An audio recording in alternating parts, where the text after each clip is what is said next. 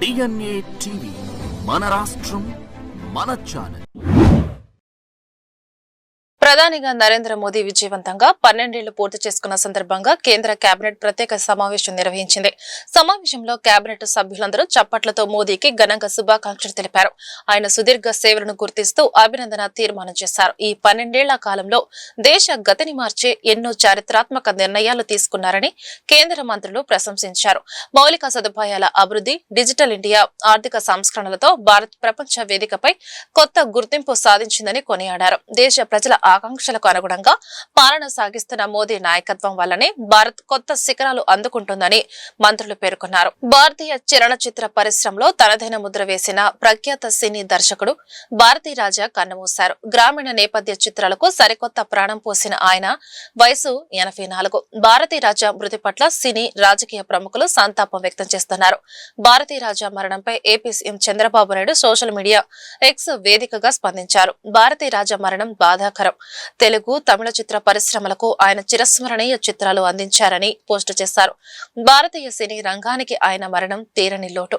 ఆయన ఆత్మకు శాంతి చేకూరాలని ప్రార్థిస్తూ కుటుంబ సభ్యులకు నా ప్రగాఢ సానుభూతి తెలియజేస్తున్నానని చంద్రబాబు ట్వీట్ చేశారు. గ్రామీణ కథలను అందంగా తెరకెక్కించిన భారతీ రాజా సేవలను ఆయన కొనియాడారు. హిందూపురం ఎమ్మెల్యే, ప్రముఖ సినీ నటుడు నందమూరి బాలకృష్ణ జన్మదినోత్సవం సందర్భంగా ఆంధ్రప్రదేశ్ ఉప ముఖ్యమంత్రి, జనసేన పార్టీ అధ్యక్షుడు పవన్ కళ్యాణ్ హృదయపూర్వక శుభాకాంక్షలు తెలిపారు.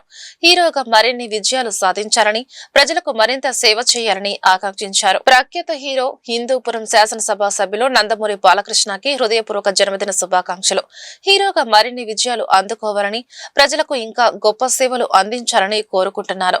బాలకృష్ణకి సంపూర్ణ ఆయురారోగ్యాలు, సుఖ సంతోషాలు ప్రసాదించాలని భగవంతుడిని ప్రార్థిస్తున్నారని పవన్ కళ్యాణ్ తన సందేశంలో పేర్కొన్నారు. ఈ సందర్భంగా బాలకృష్ణ అభిమానులు, జనసేన కార్యకర్తలు కూడా ఆయనకు శుభాకాంక్షలు తెలియజేస్తున్నారు. విశాఖ స్టీల్ ప్లాంట్ ప్రమాద బాధితులకు మాజీ ముఖ్యమంత్రి వైఎస్ జగన్మోహన్ రెడ్డి కీలక హామీ ఇచ్చారు. ప్రమాదంలో మృతి చెందిన కార్మికుల కుటుంబాలకు గతంలో తమ ప్రభుత్వం ఇచ్చినట్లే 1 కోటి పరిహారం అందించాలని ప్రభుత్వాన్ని డిమాండ్ చేశారు. బాధిత కుటుంబాలను పరామర్శించిన జగన్ వారికి ధైర్యం చెబుతూ ప్రభుత్వం మరింత బాధ్యతగా స్పందించాలని కోరారు. విశాఖ స్టీల్ ప్లాంట్ ప్రమాదంలో 9 మంది కార్మికులు ప్రాణాలు కోల్పోవడంపై మాజీ సీఎం జగన్ తీవ్ర ఆవేదన వ్యక్తం చేశారు. ప్రమాద బాధితులను పరామర్శించిన ఆయన ఘటన జరిగిన తీరును అడిగి తెలుసుకున్నారు. ఇప్పటికే ప్రకటించిన పరిహారంపై అసంతృప్తి వ్యక్తం చేస్తూ కార్మికులకు రావాల్సిన ప్రయోజనాలు ఇస్తున్నారని, అదనంగా ప్రభుత్వం మానవత్వంతో స్పందించారని అన్నారు. మృతి చెందిన కార్మికుల కుటుంబాలకు గతంలో తమ ప్రభుత్వం అమలు చేసిన విధంగా 1 కోటి పరిహారం ఇవ్వాలని జగన్ డిమాండ్ చేశారు. ఈ రోజు పరిస్థితి ఏమిటి అంటే కేవలం ఈ 2 సంవత్సరాల కాలంలోనే ఏకంగా 28,000 మంది పనిచేస్తా ఉన్న ఈ సంస్థలో కాంట్రాక్ట్ అయితేనేమి, పర్మనెంట్ ఎంప్లాయీస్ అయితేనేమి, రెగ్యులర్ ఎంప్లాయీస్ అయితేనేమి 28,000 పనిచేస్తూ ఉన్న పరిస్థితుల మధ్య 2024 మన ప్రభుత్వం దిగిపోయే నాటికి ఈ 2 ఏళ్లలో ఏకంగా 10,500 మందిని తీసేశారు. కాంట్రాక్ట్ ఎంప్లాయీస్ని 6,500 మందిని తొలగించారు. విఆర్ఎస్ ప్రకటించి బలవంతంగా విఆర్ఎస్ తీసుకునేట్టుగా ఒత్తిడి తీసుకొస్తూ మరో 1,800 మందిని తప్పించారు. రిటైర్ అయిపోయిన వాళ్ళు మరో 2,500 మంది, దాదాపుగా 10,500 మందిని ఈ 2 ఏళ్లలోనే తొలగించడం జరిగింది, తీసేయడం జరిగింది. ఈ రకరకాల కారణాల వల్ల ఈరోజు ఎంప్లాయీ స్ట్రెంత్ కేవలం 17,000కు మాత్రమే 16,000కు మాత్రమే పడిపోయి ఉన్న పరిస్థితులు. ఆశ్చర్యం ఏమిటి అంటే ఈ 16,000 మంది ఎంప్లాయీస్ను పరిస్థితి ఎలా ఉంది అని చెప్పి కూడా ఒకసారి గమనించినట్టయితే 4.5 నెలల జీతాలు పెండింగ్. 4.5 నెలల జీతాలు పెండింగ్. మరో వంక ఎప్పుడూ చూడని విధంగా, దేశంలో ఎక్కడ జరగని విధంగా మొట్టమొదటిసారిగా ఉద్యోగస్తుల జీతాలు ప్రొడక్షన్ లింక్డ్ ప్రొడక్షన్ లింక్డ్ జీతాలకు ముడిపెట్టారు.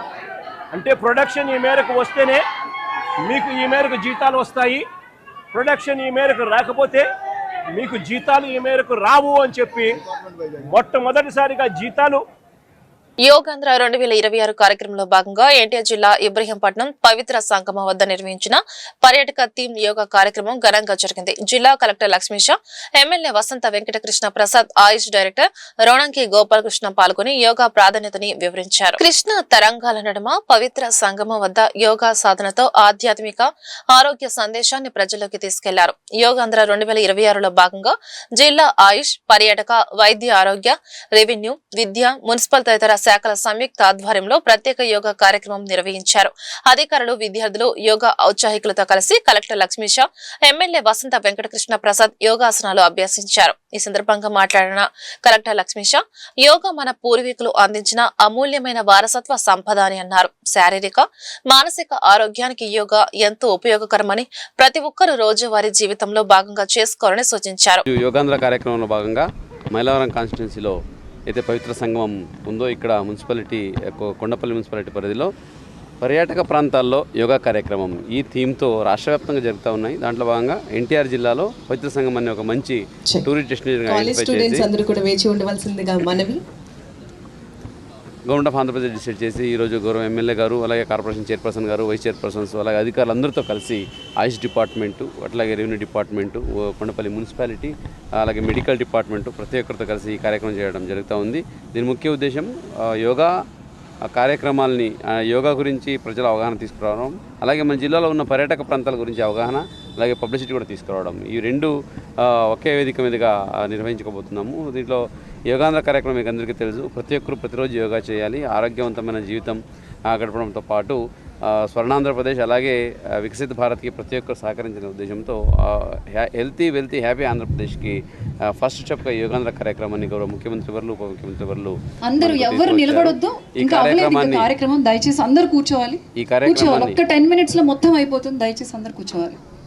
ఈ కార్యక్రమాన్ని ఎంతో దిగ్విజయంగా మన జిల్లాలో ప్రీవియస్ ఇయర్ కూడా చేయడం జరిగింది. ఈ సంవత్సరం కూడా ప్రతి ఒక్కరి సహకారంతో ఈ కార్యక్రమం చేయడం జరుగుతుంది. కాబట్టి ప్రతి ఒక్కరూ యోగాంధ్ర కార్యక్రమంలో పాల్గొని ఈ యోగాన్ని మీ జీవితంలో ఒక భాగంగా చేసుకొని ప్రతి ఒక్కరూ హెల్తీ వెల్తీ హ్యాపీ ఆంధ్రప్రదేశ్ సాధనకు సహకరించాలని కోరుకుంటూ ఈరోజు మైలవరం కాన్స్టిట్యున్సీలో ఈ కార్యక్రమం చేయించడానికి సహకరించిన ప్రతి ఒక్కరికి, ఎమ్మెల్యే గారికి, అలాగే కొండపల్లి మున్సిపాలిటీ చైర్పర్సన్ గారికి, వైస్ చైర్పర్సన్స్కి ప్రతి ఒక్కరికి కూడా ధన్యవాదాలు తెలియజేసుకుంటూ ఈ కార్యక్రమం అన్ని ప్రాంతాల్లో, అక్కడ బరం పార్కు, ఇక్కడ కొండపల్లి, అట్లాగే ప్రతి ఒక్క గ్రామాల్లో, ప్రతి ఒక్క పార్క్స్లో కూడా జరుగుతూ ఉంటుంది. ప్రతి ఒక్క పర్యాటక ప్రాంతాల్లో జరుగుతూ ఉంటుంది. కాబట్టి మీడియా మిత్రులు కూడా ప్రజల్లో చైతన్యం తీసుకొచ్చి ప్రతి ఒక్క విజయవాడ నగరంలోని ప్రతి ఆస్తికి ప్రత్యేక డిజిటల్ గుర్తింపును కల్పించే లక్ష్యంతో అమలు చేస్తున్న QR కోడ్ ఆధారిత డిజిటల్ డోర్ నెంబరింగ్ కార్యక్రమంపై విజయవాడ నగరపాలక సంస్థ డిప్యూటీ కమిషనర్ రెవెన్యూ జి సృజన సమీక్ష సమావేశం నిర్వహించారు. ఈ కార్యక్రమాన్ని నిర్దేశిత గడువులోగా పూర్తి చేయాలని అధికారులకు సూచించారు. ఆంధ్రప్రదేశ్ ప్రభుత్వ మున్సిపల్ పరిపాలనా శాఖ ప్రతిష్టాత్మకంగా చేపట్టిన QR కోడ్ ఆధారిత డిజిటల్ డోర్ నెంబరింగ్ వ్యవస్థ అమలు పురోగతిపై విజయవాడ నగరపాలక సంస్థ కార్యాలయంలో సమీక్ష సమావేశం జరిగింది. ఈ సందర్భంగా డిప్యూటీ కమిషనర్ రెవెన్యూ జి సృజన మాట్లాడుతూ నగరంలోని ప్రతి ఆస్తికి ప్రత్యేక డిజిటల్ గుర్తింపును కల్పించేందుకు చేపట్టిన ఈ కార్యక్రమాన్ని నిర్ణీత గడువులోగా పూర్తి చేయాలని అధికారులను ఆదేశించారు. ఆస్తుల వివరాల సేకరణ, property parcels mapping, geo tagging, రోడ్ల మ్యాపింగ్, ERP డేటా సమన్వయం వంటి ప్రక్రియలను అత్యంత ఖచ్చితత్వంతో నిర్వహించాలని సూచించారు. ప్రతి ఆస్తికి కేటాయించి QR కోడ్ ద్వారా పౌర సేవలను మరింత పారదర్శకంగా, వేగవంతంగా మరియు సమర్థవంతంగా అందించవచ్చని తెలిపారు. రాష్ట్రంలో ఖాళీగా ఉన్న 2260 ప్రత్యేక DSC పోస్టుల భర్తీకి తక్షణమే నోటిఫికేషన్ విడుదల చేయాలని DYFI రాష్ట్ర కార్యదర్శి జి రామన్న డిమాండ్ చేశారు. DSCలో ప్రస్తుతం ఉన్న నార్మలైజేషన్ విధానాన్ని రద్దు చేసి ఒక జిల్లా ఒకే పేపర్ పద్ధతిలో పరీక్ష నిర్వహించాలని డిమాండ్ చేశారు. బుధవారం ధర్నా చౌక్ లో DYFI ఆధ్వర్యంలో ధర్నా జరిగింది. ఈ కార్యక్రమంలో DYFI రాష్ట్ర కార్యదర్శి జి రామన్న తదితరులు పాల్గొని మాట్లాడుతూ ఏడాది క్రితమే కేబినెట్ ఆమోదం, ఆర్థిక శాఖ క్లియరెన్స్ లభించినా ప్రభుత్వం నోటిఫికేషన్ ఇవ్వకుండా కాలయాపన చేస్తుందని విమర్శించారు. గత 8 ఏళ్లుగా APPSC DSC నోటిఫికేషన్లను సక్రమంగా లేనందున నిరుద్యోగులందరికీ అవకాశం కల్పించేలా వయో పరిమితిని 47 ఏళ్లకు సడలించాలన్నారు. ప్రభుత్వం లక్షలాది ఉద్యోగాలు ఇచ్చామని చెబుతున్నా లెక్కల్లో వాస్తవం లేదని, కేవలం 15,000 DSC, 6,000 పోలీసు ఉద్యోగాలు మాత్రమే భర్తీ చేస్తారన్నారు. ప్రభుత్వం ఇప్పటికైనా స్పందించకుంటే చెలో అసెంబ్లీకి పిలుపునిస్తామని రామన్న హెచ్చరించారు. రాష్ట్ర కమిటీ సభ్యుడిని ఈ రాష్ట్రంలో కూటమి ప్రభుత్వం అధికారంలోకి వచ్చిన తర్వాత అధికారం రాకముందు నిరుద్యోగులకి ఉద్యోగాలు కల్పిస్తామని చెప్పినటువంటి ప్రభుత్వాలు ఈరోజు మాట మార్చాయి. ఒకవైపు డిఎస్సి జాబ్ క్యాలెండర్ రిలీజ్ చేస్తాం, ప్రతి సంవత్సరం అకాడమిక్ స్టార్టింగ్ లో జాబ్ క్యాలెండర్ రిలీజ్ చేస్తామని చెప్పినటువంటి ప్రభుత్వాలు ఈరోజు మాట మార్చాయి.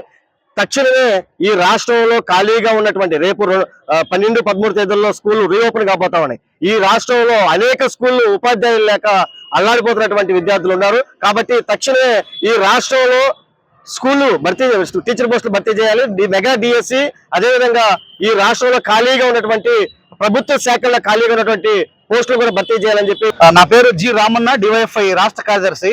ఈ రోజు డివైఎఫ్ఐ ఆధ్వర్యంలో ధర్నా చౌక్ లో నిరసన కార్యక్రమం చేస్తున్నాము.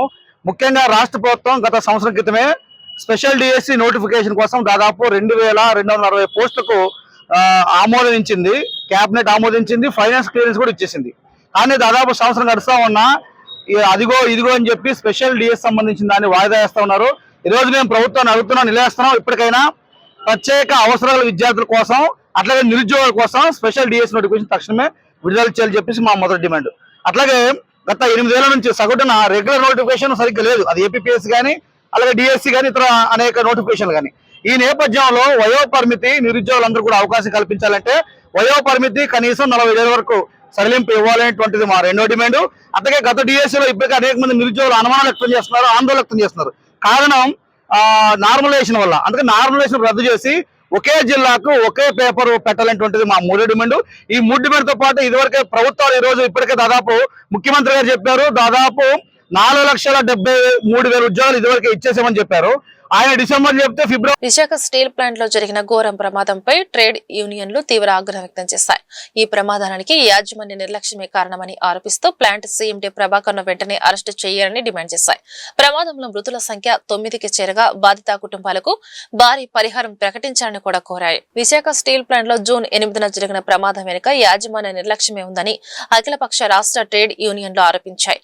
విజయవాడలోని ఎంబీవీకే భవన్ లో నిర్వహించిన మీడియా సమావేశంలో సిఐటి రాష్ట్ర అధ్యక్షుడు సిహెచ్ నరసింహారావు మాట్లాడుతూ స్టీల్ మెల్డింగ్ షాప్ 1 లో పర్జింగ్ ప్రక్రియను సక్రమంగా నిర్వహించకపోవడం వల్లే ప్రమాదం జరిగిందని ప్రాథమిక దర్యాప్తులో తేలిందన్నారు.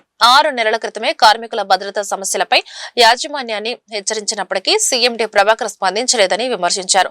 ప్లాంట్ ఆధునీకరణలో వైఫల్యం, సిబ్బంది కొరత, భద్రతా ప్రమాణాల అమలులో లోపాలే వరుస ప్రమాదాలకు కారణమవుతున్నాయని ట్రేడ్ యూనియన్ నాయకులు ఆరోపించారు. ఇదిలా ఉండగా ప్రమాదంలో గాయపడి చికిత్స పొందుతున్న కార్మికుడు కె పైడిరాజు మృతి చెందడంతో మృతుల సంఖ్య 9కి చేరింది. సిఐటి రాష్ట్ర అధ్యక్షులు, విశాఖ స్టీల్ ప్రైవేటీకరణ వ్యతిరేక పోరాట కమిటీ చైర్మన్ గా ఉన్నాను.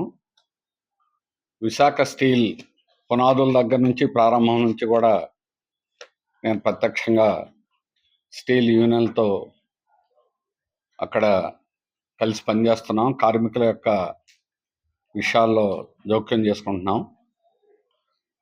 జూన్ 8 విశాఖ స్టీల్లో జరిగినటువంటి అతి ఘోరమైనటువంటి ప్రమాదం.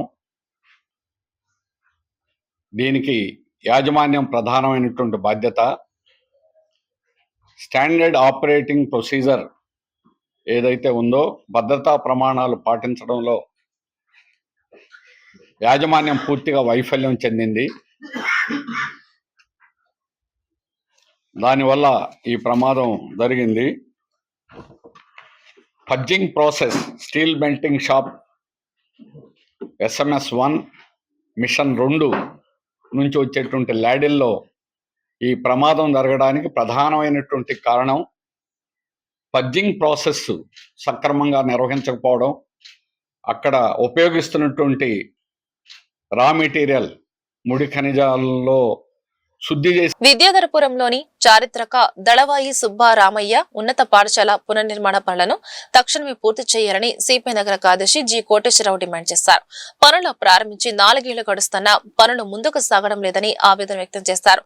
ప్రభుత్వం స్పందించి స్కూల్ నిర్మాణ పనులను ప్రారంభించాలని, లేకుంటే పెద్ద ఎత్తున ఉద్యమం చేయాల్సి వస్తుందని హెచ్చరించారు. దళవాయి సుబ్బారామయ్య స్కూల్ పునర్నిర్మాణ పనులు ఆగిపోయిన నేపథ్యంలో సిపిఐ ఆధ్వర్యంలో కుమ్మరిపాలెంలోని స్కూల్ వద్ద ధర్నా జరిగింది. ఈ కార్యక్రమంలో సిపిఐ నగర కార్యదర్శి జి కోటేశ్వరరావు, పంచదార్ల దుర్గాంబ స్థానిక నాయకులు పాల్గొన్నారు. ఈ సందర్భంగా జి కోటేశ్వరరావు మాట్లాడుతూ 1930లో స్థాపించబడిన ఈ పాఠశాల ఎంతో మంది పేద విద్యార్థులకు విద్యా బుద్ధులు నేర్పిందని ఆయన పేర్కొన్నారు. 2022లో 3.15 కోట్ల అంచనా వ్యయంతో 20 గదుల నిర్మాణానికి శంకుస్థాపన చేసిన 4 ఏళ్లు గడుస్తున్నా పనులు ముందుకు సాగడం లేదన్నారు. ప్రస్తుతం విద్యార్థులకు మైలపల్లి స్కూల్లో తాత్కాలికంగా తరగతులు నిర్వహిస్తున్నారని తెలిపారు. విద్యాశాఖ మంత్రి నారా లోకేష్, స్థానిక ఎమ్మెల్యే సుజనా చౌదరి ఈ సమస్యలపై ప్రత్యేక దృష్టి సారించి తక్షణమే నిధులు విడుదల చేయాలని కోరారు. 1930 సంవత్సరంలో ఏర్పడినటువంటి హై స్కూల్ ఉన్నత పాఠశాల 1970 సంవత్సరంలో హై స్కూల్ గా రూపాంతరం చెందింది.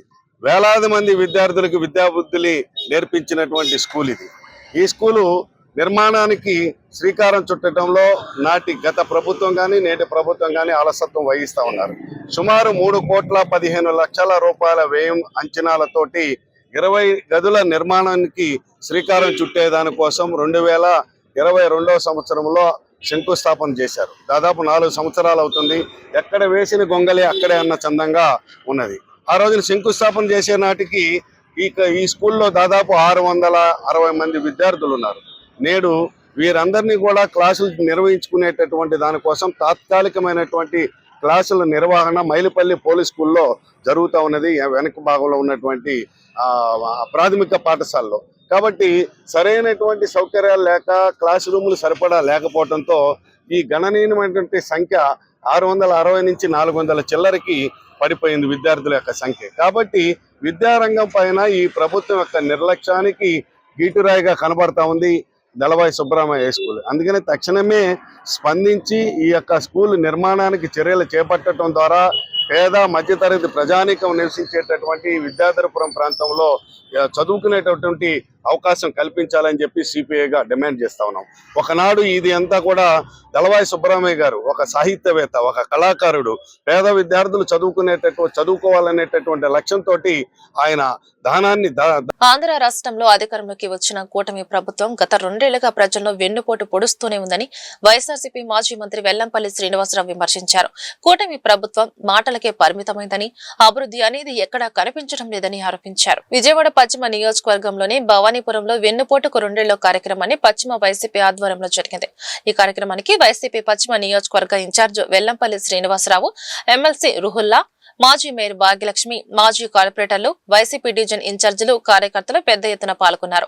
ఈ సందర్భంగా వెల్లంపల్లి మాట్లాడుతూ ఎన్నికల ముందు 18 ఏళ్లు దాటిన ప్రతి ఆడబిడ్డకు నెలకి 1500 ఇస్తామని చెప్పి అధికారం చేపట్టాక ఆ హామీని తొంగలో తొక్కారన్నారు. మెగా డిఎస్సీ పేరుతో నిరుద్యోగులను మోసం చేస్తున్నారని, స్పోర్ట్స్ కోటాలో తమకు కావాల్సిన వారికి ఉద్యోగాలు కట్టబెడుతున్నారని, ఖోఖో, జూడో వంటి క్రీడల అసోసియేషన్ లో ఉన్న కోన రవికుమార్, భరత్ వంటి నేతల ప్రమేయంతో అనర్హులకు పోస్టులు ఇస్తున్నారన్నారు. ఈ కూటమి ప్రభుత్వం ఆంధ్ర రాష్ట్ర ప్రజల్ని గత 2 ఏళ్ల నుంచి కూడా ప్రతి ఒక్కరిని కూడా వెన్నుపోటు పొడుస్తూనే ఉంది. ఎందుకంటే ఎన్నికల ముందు జగన్మోహన్ రెడ్డి గారి కంటే కూడా ఎక్కువ పథకాలు ఇస్తామని చెప్పని అబద్ధాలు చెప్పి మీకు 15,000, మీకు 15,000, మీకు 15,000 అని చెప్పని మన సైకిల్ రామానాయుడు ఏదైతే మీ ఇంట్లో ఆడబిడ్డ ఉంటే కనుక 18 ఏళ్ళు దాటితే నీకు 1,500, ఇద్దరుంటే 3,000, ముగ్గురుంటే 4,500 అని చెప్పని చంద్రబాబు నుంచి ప్రతి ఒక్కళ్ళు వాళ్ళ తాబేదారుల వరకు కూడా అబద్ధపు హామీలతో అన్ని హామీలు కూడా అబద్ధపు హామీలు ఇచ్చి గద్దెనెక్కాక ఏ ఒక్క హామీని కూడా అమలు చేయకుండా ఆంధ్ర రాష్ట్ర ప్రజలందరూ కూడా వెండిపోటు పొడుస్తున్న సందర్భంగా ఈరోజు విజయవాడ పశ్చిమ నియోజకవర్గం తరఫున ఈ కార్యక్రమం ఏర్పాటు చేయడం జరిగింది. దీంట్లో ఏదైతే కూటమి ప్రభుత్వం వచ్చాక జరిగిన అరాచకాలు కావచ్చు, దాడులు కావచ్చు, ఆగిపోయిన అభివృద్ధి కావచ్చు, అవన్నీ కూడా పూర్తిగా అందరికీ కూడా వివరించే విధంగా ఈ కార్యక్రమం ఏర్పాటు చేసి గతంలో 2019 నుంచి 24 వరకు జగనన్న ప్రభుత్వం ఏ అభివృద్ధి చేసింది. ఇసుక క్వారీలు, మద్యం దుకాణాలు ఇప్పిస్తారని నమ్మించి తన వద్ద నుంచి భారీగా నగదు, బంగారం తీసుకుని మోసం చేశారని గూగుల్ సాఫ్ట్వేర్ ఇంజనీర్ మోదుగు సుమలత ఆరోపించారు. జనసేన పార్టీ రాష్ట్ర కార్యదర్శి వేతపూడి విజయశేఖర్ తనను మోసగించారని, అక్రమ వ్యాపారాల్లో పాల్గొనాలని ఒత్తిడి తెచ్చారని ఆమె మీడియా సమావేశంలో వెల్లడించారు. ఈ వ్యవహారంపై ప్రభుత్వం, పోలీసులు స్పందించి తనకు న్యాయం చేయాలని కోరారు. ఇటీవల మీడియాతో మాట్లాడిన గూగుల్ సాఫ్ట్వేర్ ఇంజనీర్ మోదుగు సుమలత తనకు జరిగిన అన్యాయాన్ని వివరించారు.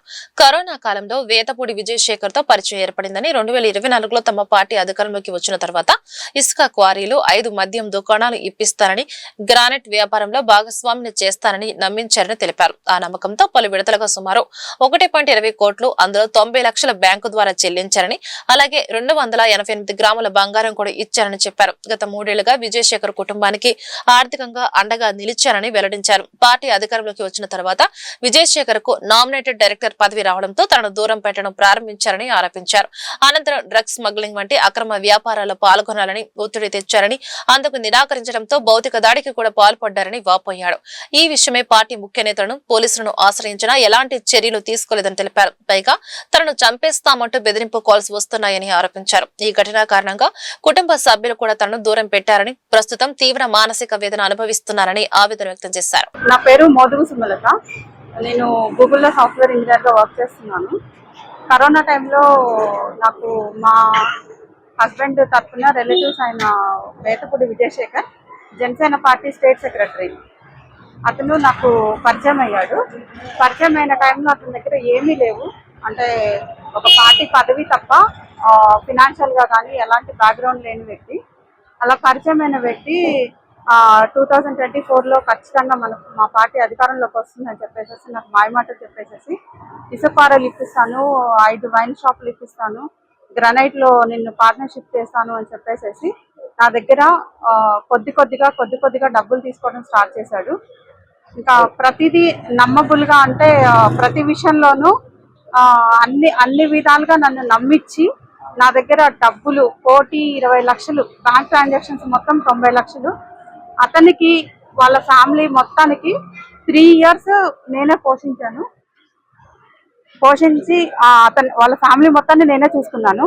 అలా నా గోల్డ్ ఒకటి 288 గ్రాముల గోల్డ్ కూడా ఇచ్చేసి అతనికి తాకట్టు పెట్టుకోవడానికి ఇచ్చాను. మొత్తం అయిపోయిన తర్వాత 2024 నవంబర్ 7న అతనికి పార్టీ అధికారంలోకి వచ్చాక నామినేటెడ్ పదవి ఇవ్వడం జరిగింది. నామినేటెడ్ పదవి అంటే ఉండవల్లి శ్రీదేవి గారి చైర్పర్సన్ గా ఇతను వన్ ఆఫ్ ది డైరెక్టర్ గా నామినేటెడ్ తీసుకున్నారు. తీసుకున్న తర్వాత ఇంకా నన్ను అవాయిడ్ చేయడం స్టార్ట్ చేశాడు. నేను పోలీస్ స్టేషన్ దగ్గరికి అయితే వెళ్ళలేదండి. ఫస్ట్ అతను తెలిసిన, అంటే నన్ను పరిచయం చేసిన జనసేన పార్టీ వాళ్ళ దగ్గరికి నేను వెళ్ళడం జరిగింది. వెళ్ళినప్పుడు అతను నేను ఏదో పరువు నష్టం చేస్తే జగన్మోహన్ రెడ్డి ప్రభుత్వంలో చేపట్టిన సంక్షేమ పథకాలను ప్రస్తుత ప్రభుత్వం నిర్వీర్యం చేసిందని వైసీపీ ఎన్టీఆర్ జిల్లా అధ్యక్షులు దేవినేని అవినాష్ విమర్శించారు. ధరల పెంపుతో ప్రజలపై భారం మోపారని, అలాగే సాక్షి కార్యాలయాలు వైఎస్ఆర్సీపీ కార్యకర్తలపై దాడులకు పాల్పడుతున్నారని మండిపడ్డారు.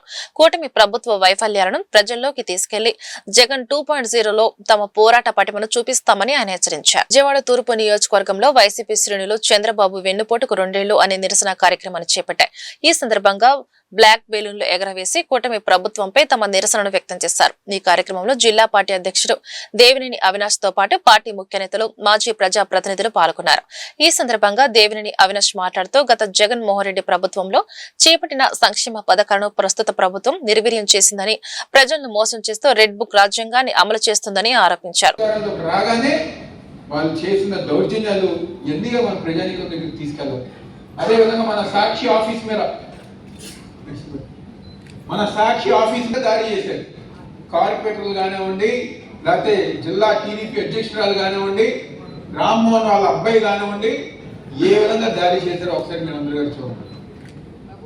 5 సంవత్సరాలు మన మీద ఎన్నో అబద్ధాలు ప్రచారం చేశారు, లేనిపోని అబద్ధాలు, మనకి సంబంధం లేని విషయంలో కూడా మనల్ని ఇన్వాల్వ్ చేస్తూ మేమేదో గాంధీ మహాత్ములం అని చెప్పని వాళ్ళు ఏదో ప్రచారం చేస్తున్నారు. వాళ్ళ ఏదో స్వరూపం అధికారంలోకి రాగానే మన కార్యకర్తల నాయకుల మీద దాడులు చేశారు.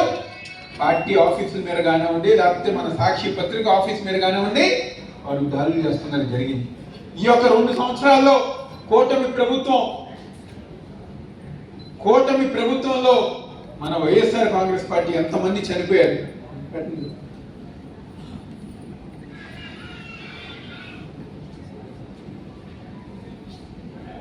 లతీఫ్, రషీద్, నేను ఒకటి మార్చుతాను.